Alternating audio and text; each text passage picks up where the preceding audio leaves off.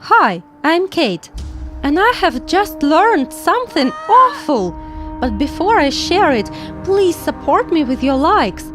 I find it really hard to speak in public, because until last month I was on homeschooling at the insistence of my parents. By the closer the prom gets, the harder are the lessons, so I was led to go to school again. And I've just learned today we have a sexual education lesson where we'll learn about the intimate relationships of men and women. Oh my goodness! You see, my family is very religious and I should learn such things from my husband or my mom, but definitely not from the biology teacher, Mr. Penn. I'll just burn in shame. I must call Dad right now. Hello, yes, we've just heard this from our head teacher. What? Do I say it like this? Okay, Daddy? I entered the class and claimed my parents prohibited me attending the sexual education class and I was leaving. My classmates laughed their heads off. The guys were pointing their fingers at me and shouting insults. I ran out in tears. Seems I was wrong to return to school. My classmates don't understand me, well, just like all the others. But please don't think I have no friends. I have lots of them. Look, I couldn't even count them. This is my dad's shop, and I've read almost all the books here. I help Dad after the lessons. I serve the clients, and if there are none, then I read. And now I need to calm down, so I took Ransom Riggs, Miss Peregrine's Home for Peculiar Children, to read. I was so lost in the book, I didn't notice the guy who appeared right in front of me.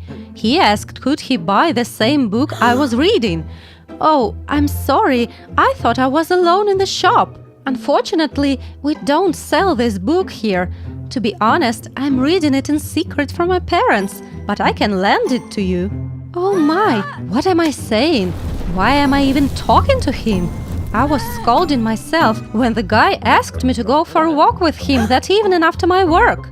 Oh my, I thought I'd never hear anything like that, so I never practiced a proper answer. What do I say? So I replied clumsily, I'm sorry, I have lots of work today. I'll be busy here until late.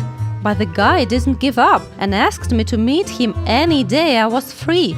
You see, I'm always working and I'm always busy. The guy left and I suddenly felt so sad. On the one hand, it was so embarrassing talking to him, but on the other hand, I liked it so much. No guy had ever shown interest in me, and my classmates only trolled me. All in all, this was unusual and thrilling. That's a pity he left. Back home, I felt so blue. For the first time, a guy asked me out, and I really had no time for that. I worked in the shop, studied, prepared for my exams, and on the weekends, I was in the church with my parents. But honestly, I wanted to spend my time like my classmates did. They got together, walked and had fun. Some girls even had boyfriends. Can you imagine? But my parents would never, ever allow me to do this. They used to say a girl must be modest. Dad distracted me from my sad thoughts. He reminded I'd have to stay alone at the shop the next evening. Yeah, I recall now. You told me you'd be busy helping the church to accommodate refugees. And as luck would have it, that evening there was a lot of customers. I barely managed to serve them all, and only before closing, the amount of people diminished. There was only one person left. Oh, it's you!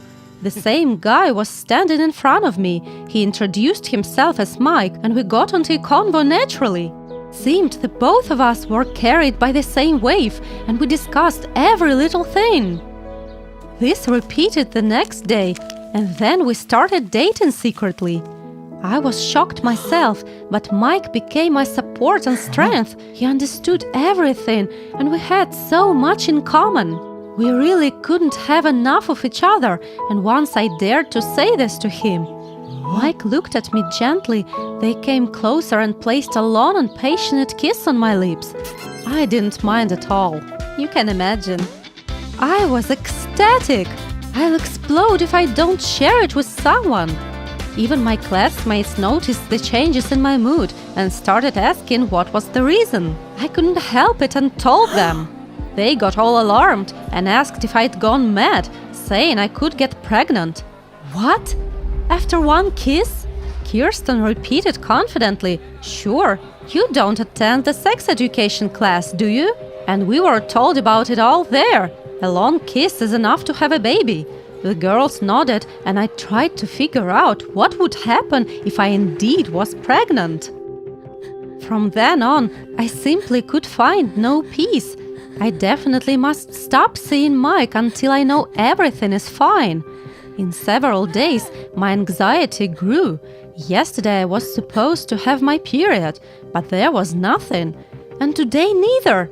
But 2 days don't mean anything, do they? After a week, I understood what had happened to me. In addition, I started feeling so terribly weak, and in the mornings I had nausea. Mom asked what was the matter, but I didn't know how to tell her. What do I say her? And Dad, and the school principal. Oh my goodness, what a shame! Only Mike can understand me. And if not, can it be everyone turns their back on me and I'll be left alone with a child? I don't know what to do. That's a dead end. At breakfast, Dad said something about the new book arrival and asked me to come to the shop and help him. My throat clenched. I heard pregnant women were emotionally unstable, and seems it was the case with me. I cannot come. I have a lot of classes and homework, and I'd like to walk with my friends in my spare time. Dad frowned and asked angrily, "What friends?" And then the storm came. He started shouting I wasn't going to have any licentious friends who wouldn't teach me anything good and would only bring trouble. I got angry too. "Dad, I'll choose my friends myself. I want to live like all the others. I'm tired of your control. Don't go there, don't come here, go to the shop, close the shop, serve the customers. I'm sick and tired of this. I want to talk to my peers. And you know what? I have a boyfriend for several weeks already." This letter definitely was over the top. Dad exploded, shouting he wouldn't let his daughter shame herself like that, and he'd throw the guy away if he only saw him near me. My lips trembled. I don't want to be here anymore. The same second, I ran out in tears. Dad was shouting behind me, ordering me to go back home immediately, but I only wanted to run further. Then I heard a loud horn and tires screeching, and after that all was dark. Oh, where am I? What happened? Mom and Dad hugged me, and then a doctor came in and said I was hit by a car. But luckily, I suffered less than I could. I had a broken leg and some cracked ribs. And then I cried, "What's with my baby? Is my baby alive?" Everyone stared at me in shock. "Mom, Dad, I haven't told you, but I'm pregnant. Mike and I love each other, and once we kissed passionately. After this, my period delayed, and I started having symptoms. I was scared to tell you, but now, Doctor, what's with my baby?" "What do you mean there was no pregnancy?" The doctor left us, but the doors opened again right after this. "Mike, it's you!" "Hi! My leg finally healed. Today we celebrate my discharge from the hospital. Mike is invited too. My parents told me everything. It's impossible to get pregnant after a kiss. The girls from my class just joked, and all my symptoms, like the delay, nausea and emotions, were caused by stress. It worked as a kind of false pregnancy. But now I know where babies come from too. My parents let me go to the sex education class.